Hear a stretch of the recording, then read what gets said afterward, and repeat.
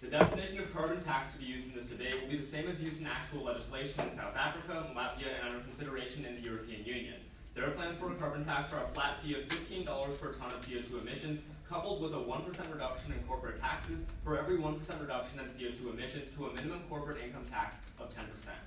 Our first contention is that the carbon tax saves American lives. As pointed out by MIT professor Stephen Barrett, 200,000 Americans die every year due to air pollution-related illnesses. Professor Barrett explains that throughout the life of the average American, near constant exposure to air pollution puts our population at a much higher risk of asthma, cardiovascular disease, and lung cancer. Fortunately, the carbon taxes passed in South Africa and currently under review in the EU have been proven to reduce CO2 emissions. In South Africa, the city of Pretoria reported a 12% decline in lung cancer cases after the carbon tax, while nearby Johannesburg has reported a staggering 27% reduction in air pollution-related illnesses, according to the World Health Organization. In Europe, Latvia adopted the same tax as South Africa and happily saw the same results. The World Health Organization reports that new cases of air pollution-related diseases in Latvia's capital of Riga have been cut in half since the tax's implementation in 2013. Sarah Rykoff from Stanford University also projects that the same effects will happen in the US if a carbon tax were to be adopted, as she finds that an 18% decrease in emissions would result. Our second contention is that the carbon tax bolsters America's energy independence. Latvia has long been vulnerable to oil supply manipulation from Russia, and thus one of the core goals of the carbon tax instituted in Latvia was to improve energy independence by incentivizing power generation to switch to domestically produced renewable energy, or DPR. This was accomplished as Norva, Latvia's largest consumer energy generator, has been purchasing 30% more DPR than before the tax, according to the European Council for Regional Security. Energy independence is even more important for America, because currently the U.S. imports 3.3 billion barrels of oil every year, 55% of which comes from OPEC, according to the Energy Information Administration. Reliance upon OPEC, or the Organization for Petroleum Exporting Countries, represents a critical security risk for the U.S. Former Secretary of Defense Chuck Hagel explains that in 1973, OPEC cut off all oil imports to the U.S., catapulting America into a recession. Once again, OPEC seems intent on undermining the American economy. Oxford professor of macroeconomics Ian Haller reports that OPEC is currently flooding the market with cheap petroleum, causing the cost of oil to plummet. Although that might sound beneficial, Haller explains that American corporations like Chevron and Texaco are unable to compete with $28 a barrel oil prices and are thus laying off thousands of workers and scaling back their organizations. Carbon taxes would help America wean itself off foreign oil by incentivizing increased production of domestic renewable energy, since power companies like PG&E would have a profit at motive to buy renewable.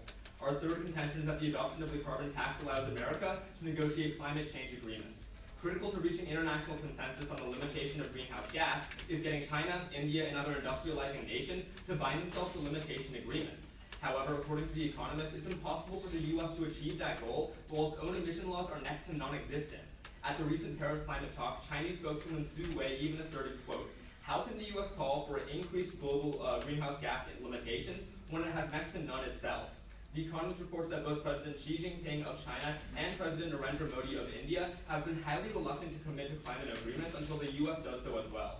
By adopting a carbon tax, we take this critical step forward. That's incredibly significant because together, the U.S., China, and India account for over half of the world's total CO2 emissions, according to the Union of Concerned Scientists, and a united effort between the three nations is imperative if climate change is to be combated. Should the world fail to reach a consensus to curb emissions, NASA estimates that 40% of the world's farmable land may be rendered unusable, droughts will last 7 months longer, and over 400 million people will be at risk of starvation by the year 2030. Thus affirmed.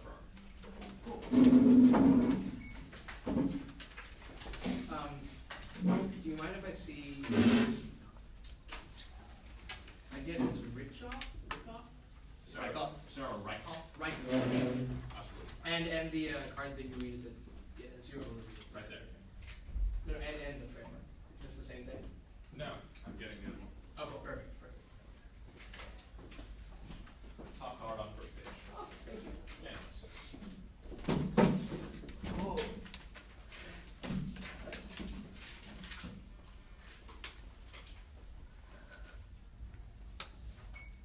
Anyone not ready? Go. Zoom in a 90-day resolve. The United States federal government should adopt a carbon tax. We observe that poverty is going to be crucial to this debate. Dr. Inder Gokhlani in 2012 explains that poverty kills 80 times as many people as global warming. This means that any increase in poverty, no matter how small, in the short term leads to terrible consequences. Our only contention is that carbon taxes exacerbate poverty and inequality. Subpoint A is a price increase. Carbon taxes increase energy costs because 2/3 of all energy is carbon-based, so by increasing fossil fuel price, energy prices increase. Economics PhD David Crutcher in 2014 finds that a probable US carbon tax would increase the price of energy by 30%. This was seen in Australia, where a 2014 government study found a 110% increase in energy prices after a carbon tax. This is crucial because a 2012 energy report finds that the poor spend up to 8.7 times more on energy than the middle class. So when the prices increase, the poor hurt more. There are 3 impacts. First, poverty. A government study in 2014 finds that a 10% increase in energy pushes 840,000 people into poverty, suggesting that a US carbon tax would push more than 2.5 million into poverty. This was seen the same effect in Australia, where a 2014 report finds that the carbon tax led to 250,000 people into poverty. Second is deaths from coal. Jude Clement from Forbes in 2014 explains that higher energy costs mean the poor cannot afford to heat their homes, but can lead to excess deaths every winter due to the cold and lack of heating. This is problematic because Dr. Inder Gockley in 2012 finds that there are already 160,000 cold-related deaths in the US and Japan combined, so by increasing energy prices, there are more people will die. We saw this empirically in the UK, where price shocks led to 24,000 excess deaths per year. Thirdly, on economic crash. Aaron Patrick in 2015 finds that a 25% increase in energy price would lead to 2.5 million people unemployed. He also finds that a carbon tax would reduce US GDP by $357 billion annually. Subpoint B is a food price increase. Professor Joe DeWolf from Jet University explains in 2006 that a carbon tax would lead to 2 to 5 times more increase in global food prices for 5 reasons. First, biofuel usage. Resource economist Thomas Walker in 2010 explains that a carbon tax would dramatically increase biofuel use because it becomes cheaper to burn biofuel than other fuels. Biofuel companies buy land from farmers in order to accommodate for this biofuel increase, decreasing food production and thus increasing prices. This is empirically shown in Sweden and British Columbia, where biofuel use doubled due to a carbon tax. Second, other renewables.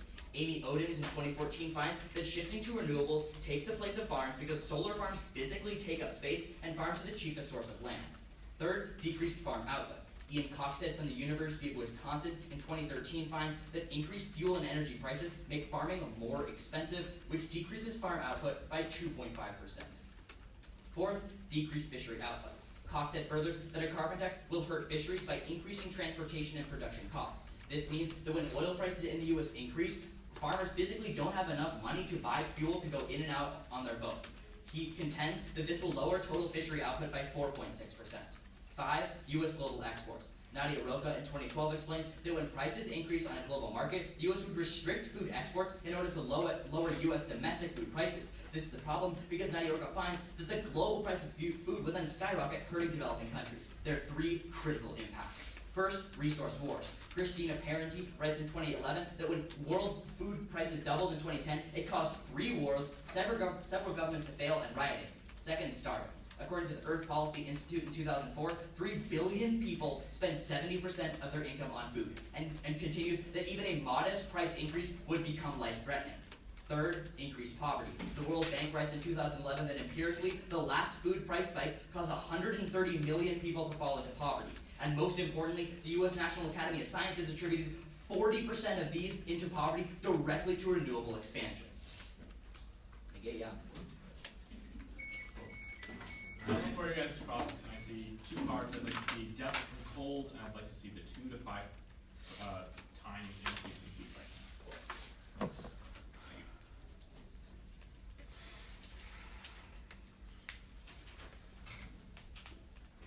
Okay, so the first card is on page 24. Okay. I mean, we read multiple cards, but this is undoubtedly the card you're looking for. Actually, there are 2. It's like that page and the next page. And then the second one is, you said the 2 to 5 times? Yes.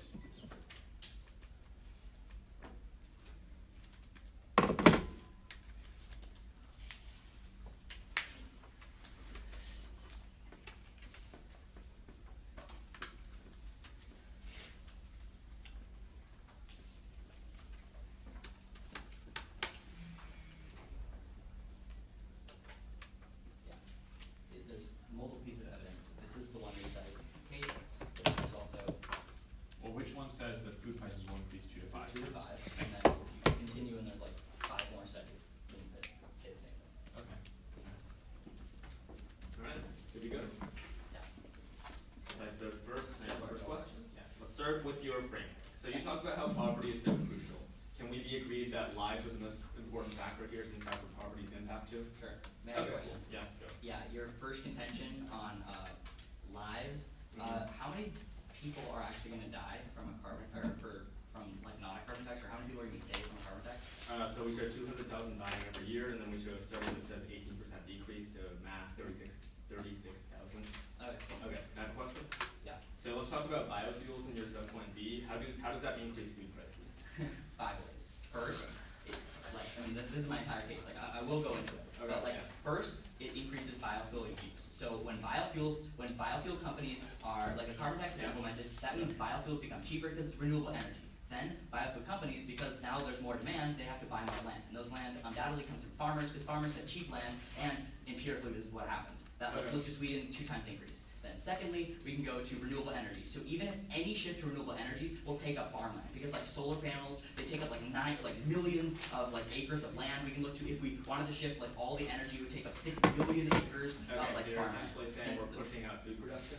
Well, no, we're just like physically there just isn't as much land to produce food, which then increases food prices. And third, we can go on to decreased output. Ian Coxhead shows that like farms, when prices are more expensive for fuel, for energy, they like it takes farmers more when they go out on their tractors and stuff, it's just like they can't do it as much. That leads to 2.5 decreased output. We can go to fisheries. I mean, I'm not done yet. Okay, sounds good. So it sounds like your main thing here is that food prices are increasing mostly because we're taking up all of the space that they use, right?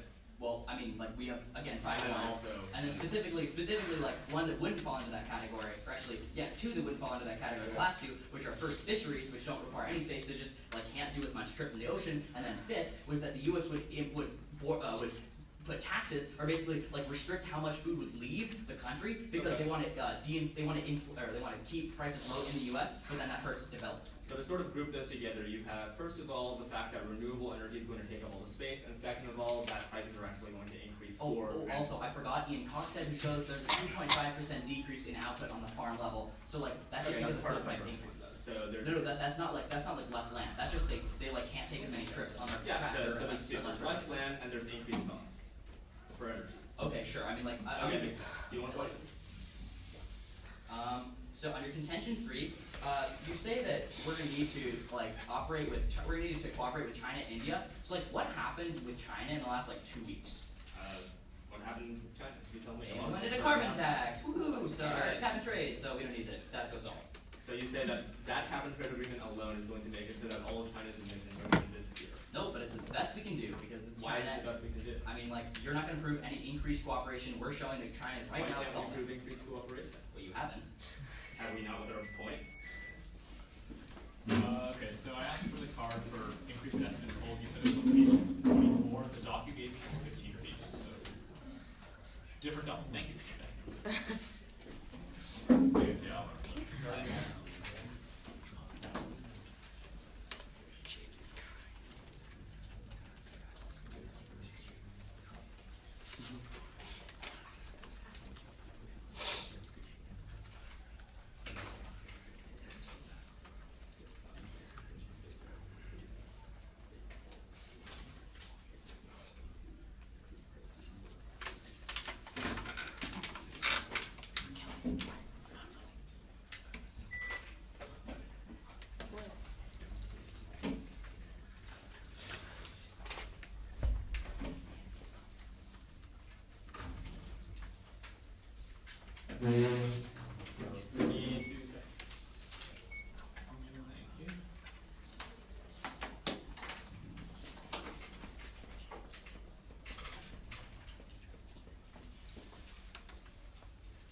Alright, let's start at the top of the flow. Let's take a look at how they say poverty should be crucial. We believe that poverty is an important issue in today's round. However, as the topic is worded, the United States federal government should adopt a carbon tax. We need to look at lives as the most important issue, since the United States federal government has to prioritize the lives of American citizens. That's just logical. Let's go with that. Now let's take a look at their first and actually only contention, that carbon tax exacerbates poverty. So their first point here was about price increase. Essentially what they're saying is that when you tax something, the price is going to increase. Well, first of all, we haven't seen that in South Africa, we haven't seen that in Latvia, and we didn't see that in LA. So right off the bat, the 3 countries which we cited for our case, this hasn't been happening. So empirically, this isn't shown to be true. But let's take a look at why this is happening. And it's because it's part of the modern taxes that are being passed. Remember the 1% reduction in corporate taxes for every 1% reduction in carbon emissions. That is crucial in today's round. They never respond to it. It's pretty much agreed that it's part of the gold standard of carbon taxes nowadays. This is what stops prices from increasing because companies are incentivized to produce things more efficiently. When they do that, they actually save money, and there's no reason to increase prices. Again, this is what we've seen empirically in South Africa, in Latvia, and in LA. In fact, when we look to a Guardian article, we see that industry increased in South Africa after the carbon tax was passed, showing that the business environment began to boom as a result of the increased efficiency offered by the incentives of the carbon tax. So we can actually discount this point because when we look to actual cases of carbon taxes, we see business increasing efficiency, we don't see price increases, and that's why we should flow that to our side. However, second, remember that we actually solved for this point by showing you increased benefits to poverty over our opponents. These 400 million people who are going to be impacted by global warming in the decades to come, they're not the rich, judges, they're the poor. The 400 people we show you in the Union of Concerned Scientists evidence, those people are not the ones who are rich, they're the ones in poverty. And the fact that we give you the best option for helping those people means that when you take a look at poverty in today's debate, you need to flow into the affirmation side. Because essentially there's two worlds here. There's an app world where we pursue bilateral and multilateral organizations with China and with India to cut down on emissions on a global scale. And then there's the neg world, where you do absolutely nothing, and these people, these 400 million people, suffer due to a reduction of arable land and an increase of food prices to that. So let's take a look at their food prices point. Essentially what they're saying here is, it's a complicated point, they're saying that by reducing reliance on oil, you're going to switch to biofuels, which will cause food prices to increase. There's a couple problems with this point.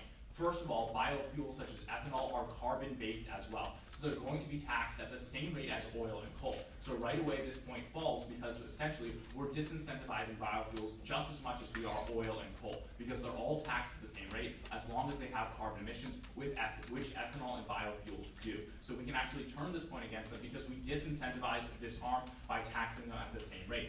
Also, their card here for the 2 to 5% increase states that it's reliant upon massive new amounts of ethanol being needed. Remember, judges, that in today's round, the affirmation is stating that a carbon tax will actually lead to renewable energy, not ethanol and biofuels. This has been empirically proven as well. Look to Latvia, where in the wake of a carbon tax, did they switch to ethanol? No. Instead, they began using renewable energy. Norva, Latvia's biggest energy provider, began purchasing 30% more renewable, but no more ethanol than before. So empirically, when we look to countries that have passed the carbon tax, we don't see this to be true.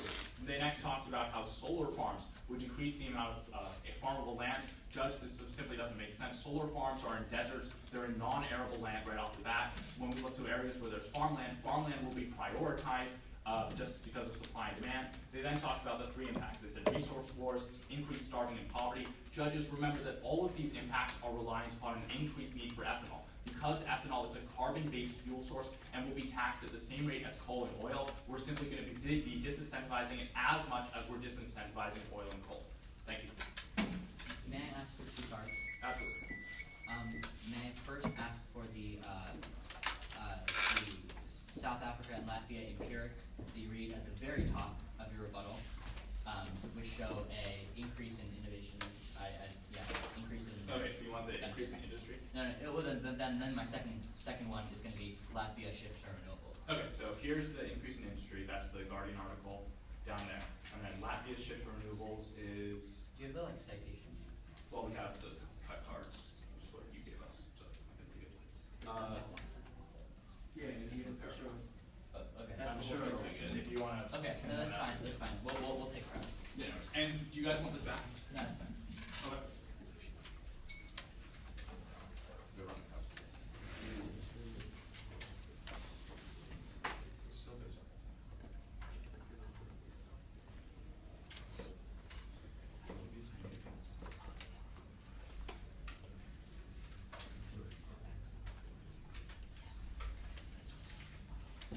Okay, that was 25 taken. Actually, sorry.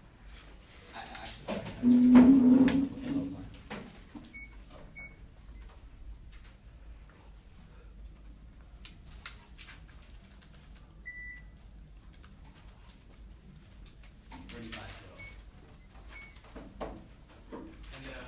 And the evidence that you handed us, that's the whole paragraph. I mean, yeah, that's the cut card, which are allowed. Meaning paragraph, right? The whole paragraph. Like, cut card is like a debate term.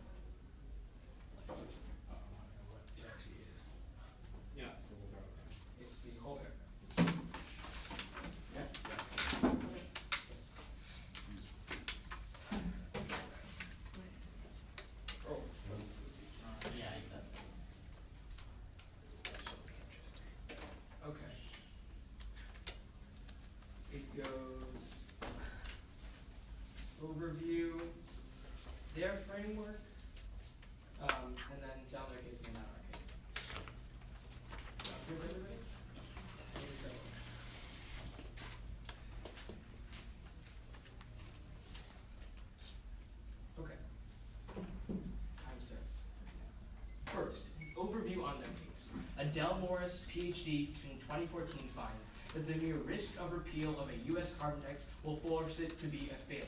This is important because Nordquist in 2011 finds that there are hundreds of congressmen who have specifically banned or specifically pledged to never increase taxes and specifically repeal a U.S. carbon tax. This is important because Morris says that because there is a risk of repeal, i.e. Nordquist's plan, then a U.S. carbon tax will fail because it will be toothless in order to pass. Then, their framework. Really big problems here. First, it's a plan. They literally read evidence saying, this is exactly what we're going to do. That is against NSDA rules. We are willing to stake this entire round on that claim. I will give you the PDF of the rules. You can read their evidence because it specifically advocates for this. It is a plan. They should lose the round here.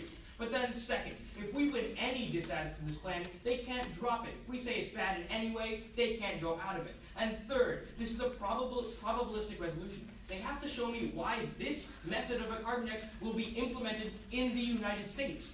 They're not doing that at all. All that their evidence says is the EU, not the United States, is currently considering this option. As far as I'm concerned, it doesn't weigh in the United States at all. They should lose the round because of this, because I have to waste time doing this. But then contention one. They're talking about how lives will be saved. Couple problems here. First, not a probabilistic carbon tax. The evidence that they cite and the empirics that they give are about a carbon tax that probably won't be in the United States. But then a couple other things. They don't give you a bright line. What I mean by that is they don't tell you when their impacts happen. They don't tell you what amount of emissions they need to decrease to save 200,000 lives. In fact, they don't impact this at all, which means you're actually not going to be weighing this argument in lives because they don't have any impact that they quantify for you. They don't give any probability of solvency for this harm. Then, there's second contention about energy independence. A couple problems here. First, energy independence, the internal link, i.e. the way that they access this impact, is predicated on the fact that they increase energy prices. This is crucial, because that's how you shift the market, right? You have a demand curve and a supply curve, and you shift the demand curve to the left, decreasing prices, but so also increasing prices for consumers. This is a huge problem for them, because increasing prices cause carbon flight.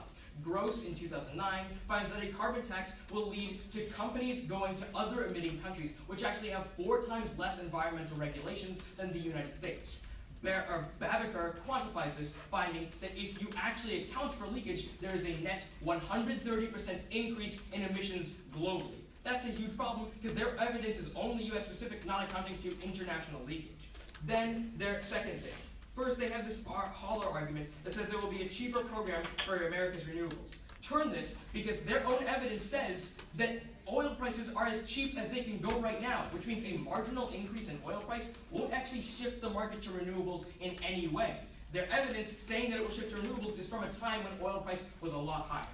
Then there's their contention about a carbon tax spurs international agreements. Couple problems here. First, completely hypothetical. Second, if they're going to run this plan, they should at least give you examples about international solvency with this plan. Third, the status quo is solving. Right now, China and India are implementing their own massive carbon trading programs, which means you de-link their offense because they're not actually gaining anything. And in fact, the COP21 summit is the most comprehensive, legally binding summit on climate change in the history of the world, with 195 countries signing on, which means they don't get any offense on this. Finally, their responses on our case. There's a really big problem with their responses to the first contention, because they only say that we're not accounting for the type of plan that they're advocating for. That's not fair. We can't just show that we solve for every single plan that they might choose. And finally, he responds to 2 of the 5 internal links about why food prices increase, which is why you can't grant them that defense. Therefore, we negate.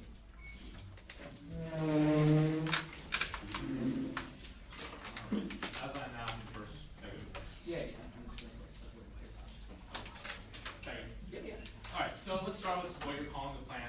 In Foucault, especially for a resolution like this, aren't we supposed to debate the most likely way something will happen? Okay, so seeing as this has been passed in a number of countries and is being considered by the 28 countries of the European Union, isn't this the most likely? I mean, the European Union currently has a carbon trading scheme. Should we consider that? Because that's currently in place. That's not a carbon tax. That's more like cap and trade, isn't it? It is more like cap and trade. What about British Columbia? They also have a carbon tax. It's closer to the United States and actually more similar than Latvia and South Africa in size and the type Let's of just clarify this right now. Affirmation isn't saying we can only debate this $15 one, but we're saying it's the most likely one we'll adopt. But you don't tell me why it's the most likely one.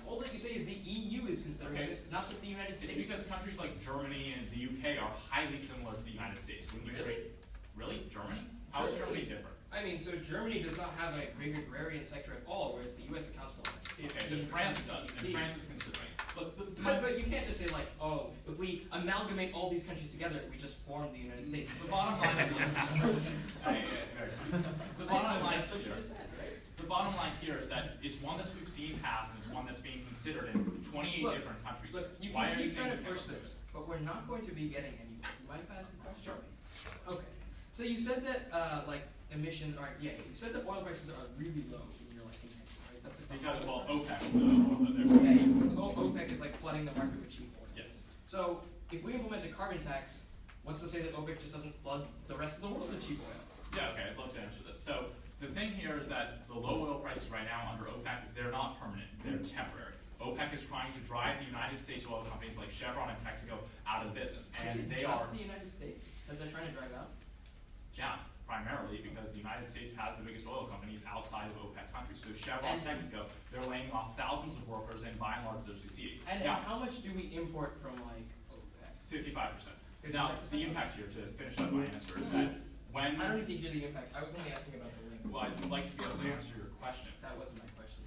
Your question was how it's relevant. So what we see is that when Chevron and Texaco finally go out of business, when they're crucially destabilized, then OPEC can raise the prices. Honestly, And I don't yeah. really need to know about this. Do you have a question? Okay, yes, I do. Let's talk about how you're saying the price will increase. Haven't we shown you that this didn't happen in South Africa? Well, look, Why did here's it the happen? problem, right? You don't know the probability that your plan will be implemented in the United States. Second, I have no idea what happened in South Africa. Your evidence might say that empirically prices I showed it to your don't partner. increase, but the nature of a carbon tax taxes emissions, which is used to provide electricity. Yes, but So- doesn't that incentivize companies to switch to renewable, for example, like they did in Latvia? No, because when taxes increase for companies, they pass the price on to their consumers. Then why didn't that happen in Latvia? What do you know? In Latvia, instead of passing the price on to consumers, I don't know. Maybe Latvia doesn't have 65 different energy companies because they're half the size of LA.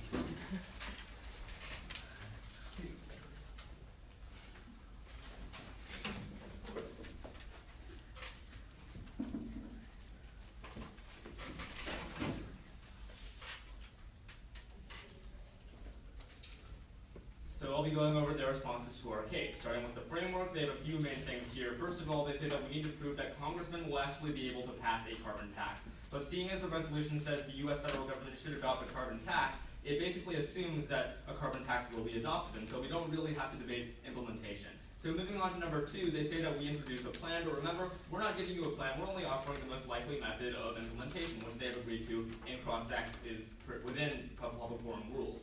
Now, moving on to number 3, they say that we do not prove probabilisticity. And basically what we show you is that 30 different countries around the world are likely to implement this method. And unless they can show us another carbon tax that has more global support, we can default to this definition.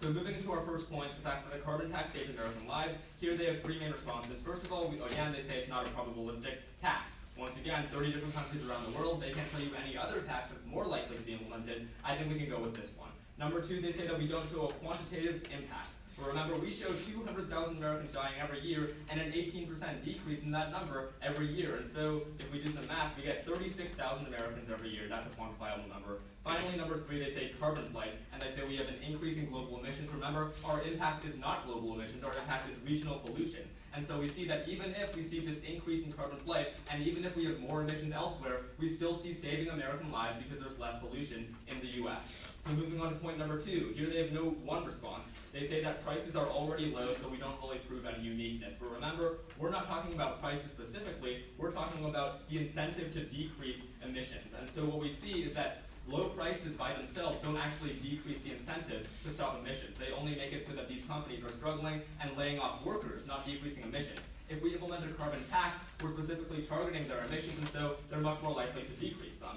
And third and finally, the adoption of a carbon tax will allow us to negotiate more agreements. Here they only say that it's one hypothetical, which it is, but we prove that there's an increased probability, and that's enough to win us that point. And two, that there's no international solvency, and frankly, I don't even know what that means.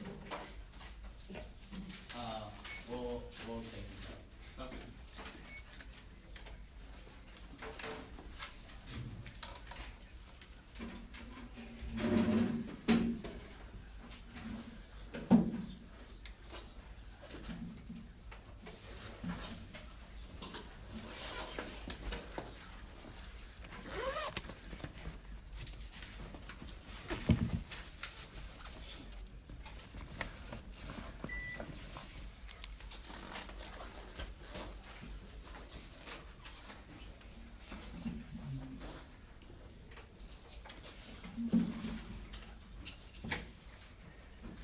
Okay, that was 41 taken.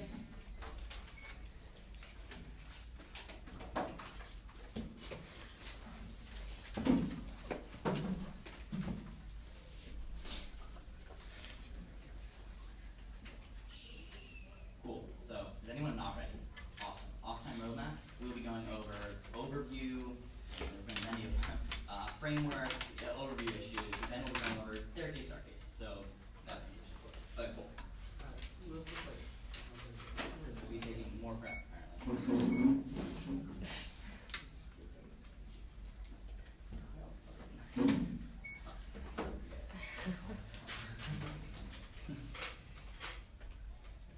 First, remember all their impacts come from their hyper-specific plan. They say, offer another example that's better. I will. The Brookings Institute and the Tax Foundation find that Australia is the best empiric to look to. If you have to look to empirics around, you look to Australia because they're actually comparable in geographic size. They have the exact same fossil fuel makeup as the U.S. And more importantly, they're all the businesses act in the same way as the U.S. All their countries, they don't give analysis why we should prefer Latvia over this country that's much more similar. At that point, you buy zero impact from their case. Even if you do buy what they say in summary, you look to American lives. They say that American lives are the most important around. This is honestly kind of disgusting. They're assuming that we should only value American lives and not value the millions of people who are dying in developing countries. We're going to prove that those people are more important.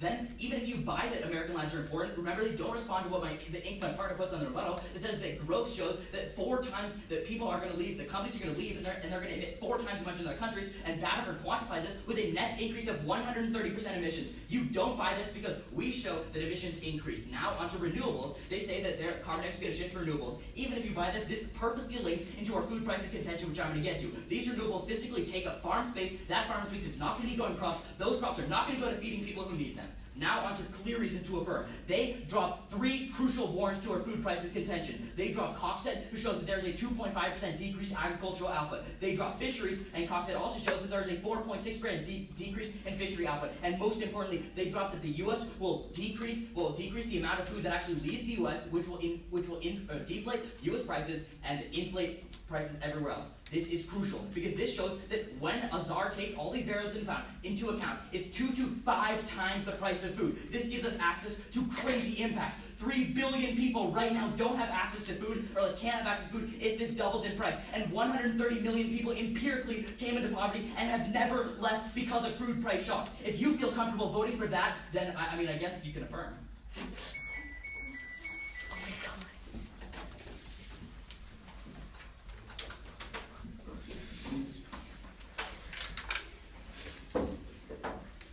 As for affirmation, okay, so let's talk about this live thing a bit. You keep thinking that it's about kind of global warming, but it's not about that. It's about regional air pollution. Yeah. How do you respond? Okay, so a couple things. Okay. First, I don't think there are that many power plants in San Francisco. Okay. Do you understand what's going on here? It's What like, I'm trying to say is, okay. where do emissions decrease, right? Do they decrease over farmland? Do they decrease energy generation, which is the largest contributor to CO2 emissions. I know what sector. I want to know, how exactly that saves people's lives. Okay, because if you live a mile away from a coal plant in Virginia, you're breathing in that coal dust your entire life. How many people more live that likely, far away? We've shown you that if 200,000 are dying And every year. does that evidence say that if you decrease emissions by 18%, that immediately means that those 200,000 people, or at least 18% of those 200,000 people, will be saved? Because as far as I think, if you still live 1 mile away from that Virginia coal plant and emissions decrease just a little bit, you're still going to be breathing in Yeah. like just 18% That's a less very, toxic it's a very good waste. question, but luckily we have a case study to look to inside the United States of America. LA passed a carbon tax, and what we saw is from the Sterile-Rykhoff evidence from Stanford University, the amount of people who contracted diseases related to air pollution decreased by 23%. So did your analysis of LA also take into account that firms left LA because of this carbon tax and are now polluting in other places, Okay. and those people now have more? So what you're talking about is carbon flight, but we've already responded to this. Remember that in South Africa, we showed you that actually industry increased by 7%. So the card that my It partner decreased. reads rebuttal and I extend is Babaker. He does analysis of 50 countries and finds that it increases net by 130%. I'm pretty sure 50 No doubt. countries haven't passed a carbon tax, so. He does analysis of 50 countries that have carbon pricing. Okay, Like so we the don't have EU carbon right now, taxes. right? Like the EU has a It price doesn't on have a carbon. carbon tax, right? No, They they can carbon look at things tax. that are similar, but they're not the same. Why are they not the same? They both put a price on carbon, right? No, because the EU does not have a carbon tax. But The tax it's is just a price different on name. carbon. It's a price on carbon. It's functionally the exact same. Okay, we'll look at the card, but Donna. I want to talk about the 400 million, whatever you cited, number that you said at the end of your summary. How exactly do you gain access to those? So specifically, remember the last card I read in case shows that the last price spike of 130 million, it shifted 130 million people into poverty, and 40% of that was directly related to specifically renewables encroaching on cropland. Okay, so when like you have solar power, how does that encroach on cropland? Okay, so you have a solar farm and you put it. What percent of energy comes from solar farms versus solar panels on houses? I can Way tell you, more it's from more. solar. It's And more what from percent of farms. solar farms are on existing farms? That's the crucial thing, right? So the market's already allocated for this.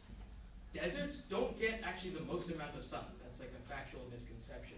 Farmland gets the most amount of sun because crops need a lot of sun. Okay. So that's the next best place Why that are they you put solar. assuming? It's also Sorry, the Is cheapest there a for single planting. is there a single case study or a single place Yeah. where you've actually seen cut down crops and then move into If we, solar farms? for instance, if we shifted to renewables, we would have to we'd have to use 6 million acres of land in farms.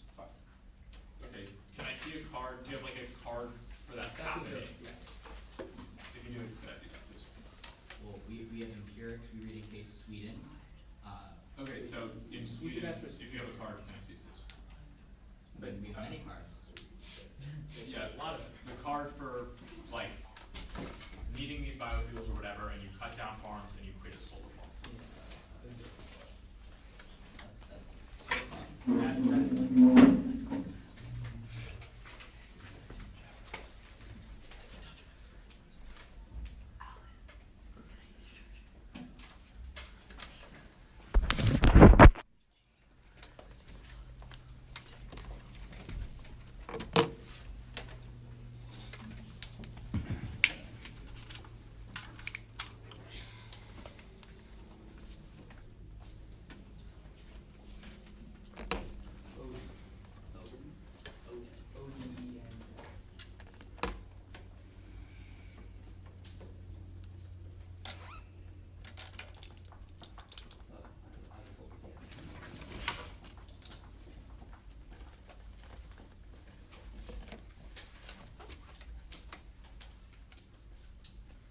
This is a case study of California, and it shows. California doesn't have a carbon tax. It shows that it's talking about biofuel. That's Odin? Wait, no, it does, it talks about how solar panels encroach on cropland. That's what we're talking about. I'm just going through the PDF. Can you just point me to the? Thank you. We'll start her breath.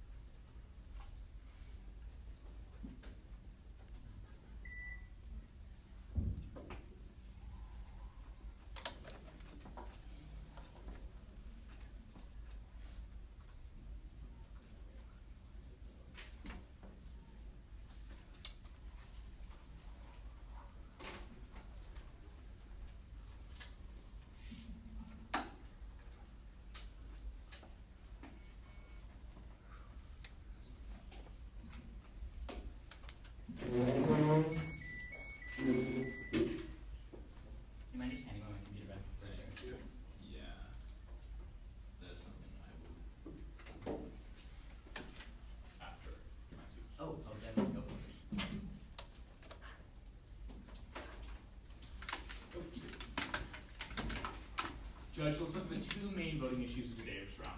The two most important things. The first one is going to be lives. The second one is going to be poverty. We win on both. First, for lives, the most important issue of today's round, as the United States federal government must prioritize the lives of its citizens and then of the world. For every country where a carbon tax has been passed, we've seen a reduction in the amount of people who die due to air-pollution-linked diseases. Look to South Africa, look to Latvia, look to LA, where we saw a 27% reduction in those contracting pulmonary cancer and asthma. That's according to the World Health Organization. This has never been satisfactorily responded to by the negation, and thus we win lives. Remember that the MIT professor Stephen Barrett goes on to estimate that this will save the lives of 200,000 citizens of the United States of America every year. Because when you close down that coal factory 3 miles away from your house, you're no longer breathing in those particles every day when you go to work, and therefore you can live a normal life without contracting pulmonary cancer. Neg, you continue the status quo in which those 200,000 people die. But second, let's look at poverty. Here they had two main arguments: increase to fuel prices and increase to food prices. First, for fuel price, their card assumes that energy companies are going to keep on buying petroleum, but they're not, Judge. Remember what we showed you in Latvia, where instead energy companies switched to renewable. Nordica began buying 30% more renewable than ever before. So essentially, fuel prices don't go up because instead you switch to a more efficient alternative. Second, they talked about food. Again, this card, as I noted, was only from California, a state without a carbon tax, at the point where they're not even showing you a legitimate example of a country which has passed a carbon tax and then see increased food prices. They're not winning this point. But second, remember that we outweigh here because we show you that through multilateral talks with China and India, we can impact 400 million people by reducing global warming and increasing the amount of arable land that the world has to work with. Therefore, we win food prices because we show you that by keeping the amount of arable land constant, we can actually preserve the amount of farmland open to helping those 400 million people who would otherwise have starved. Thus, we win lives and we win poverty. We'll take that. Sounds good. And here you go.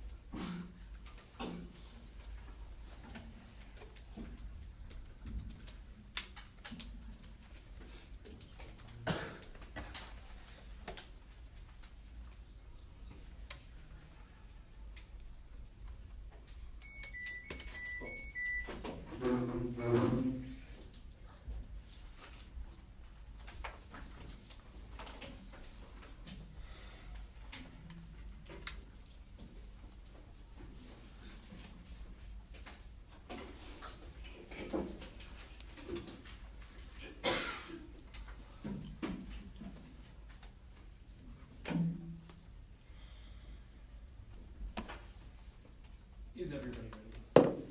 You guys? All good?